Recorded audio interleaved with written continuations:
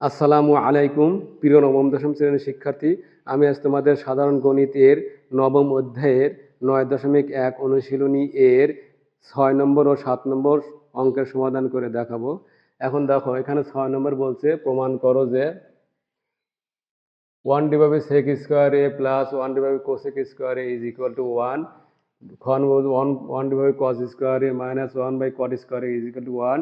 আবার 1/sin² a minus 1/tan² is equal to 1. তাহলে left hand side 6 নম্বরের ক,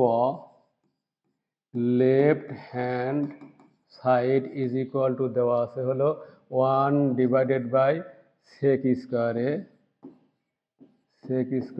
a প্লাস 1/cos²a। তাহলে তোমরা নিশ্চয়ই জানো যে sine A is equal to 1/cosec। আবার cos a is equal to 1/sec। তাহলে এখানে দেখো, তুমি ডিরেক্টলি সূত্র বসিয়ে দিলেও হবে 1/sec²। 1/sec মানে cos², যেহেতু যদি 1/sec² হয় তাহলে cos² হবে। তাহলে এটা cos²a প্লাস 1/cosec² মানে হলো sin² is equal to 1, is equal to right hand side. আশা করি বুঝতে পেরেছো। এখন খ নম্বর দেখো, খ নম্বর left hand side is equal to বলছে 1/cos² minus 1/cot² is equal two, এই অধ্যায়ে তোমাকে কিন্তু যে 6টি অনুপাত আছে সাইন, কস, ট্যান, কট, কসেক, সেক, একটার সাথে আরেকটা কিন্তু রিলেটেড। তাহলে তোমাকে দেখতে হবে যে কোন সূত্র পড়লে একটার সাথে আরেকটা মিলে যায়।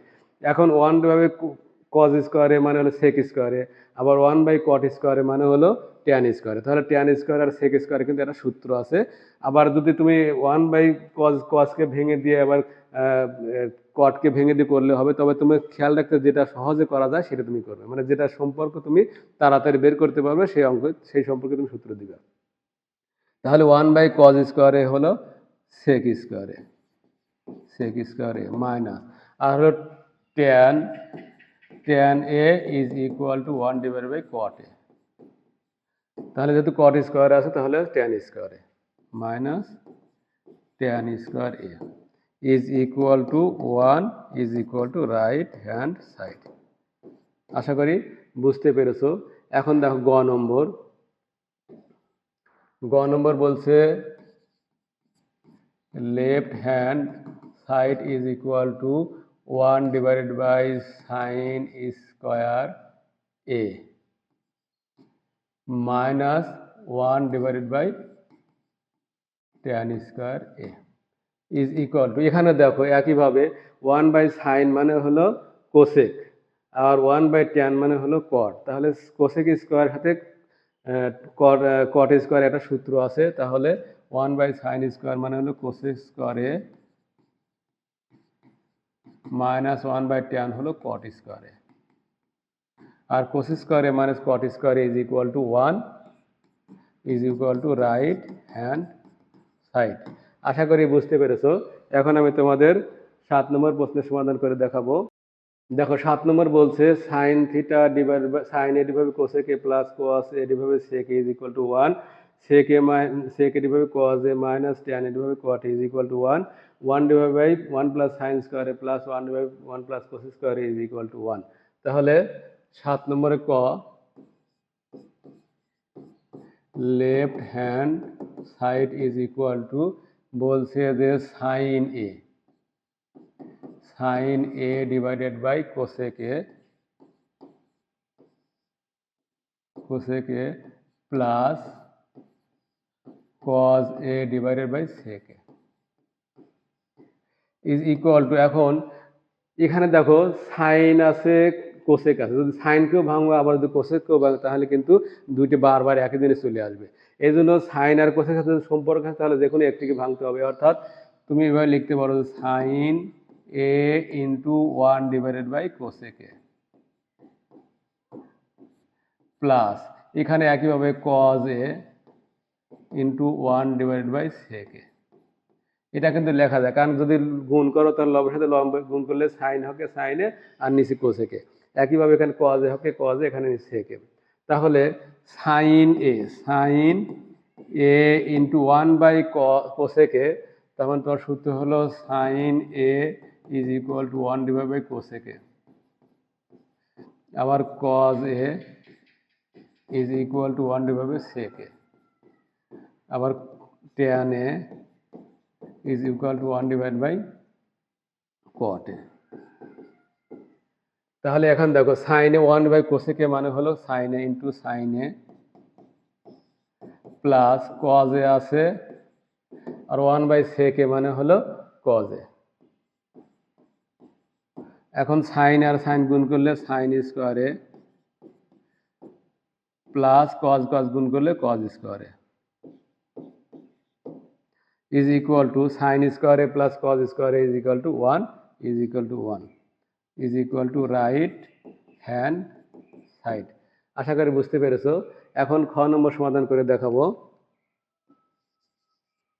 খ নম্বর দেখো, left hand side is equal to sec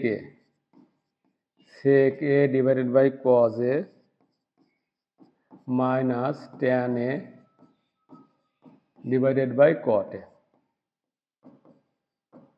is equal to, এখন তুমি এখানে দেখো sec a into cos a আছে, তাহলে cos a মানে sec a লেখা যায়। আবার এখানে tan a divide by cot a আছে, 1 বাই cot a মানে tan a লেখা যায়। তাহলে তুমি একইভাবে লিখতে পারো যে sec a into 1 divided by cos a minus এখানে tan a into 1 divide by cot a। তাহলে sec a into 1 by sec a মানে হলো 1 বাই cos a মানে হলো sec a। একইভাবে tan a আর 1 বাই cot a মানে হলো tan a, তাহলে tan a into tan a। তাহলে sec a into sec a মানে হলো sec square a minus tan into tan a মানে হলো tan square a is equal to 1 is equal to right hand side. কারণ সূত্র হলো sec square a minus tan square is equal to 1। এখন দেখো গ নম্বর সমাধান করে দেখাচ্ছি।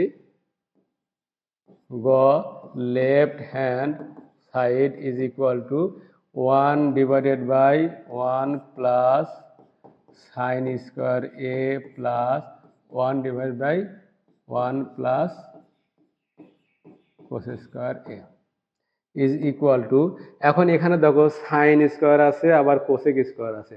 তাহলে তুমি সাইন স্কোয়ার যদি ভাঙো 1 বাই কোসেকে, আবার যদি কোসেককে ভাঙো 1 বাই সাইনে, তাহলে কিন্তু একই জিনিস বারবার চলে আসবে। এই জন্য এই ধরনের অঙ্ক যদি থাকে, দেখুন একটাকে তোমাকে ভাঙতে হবে।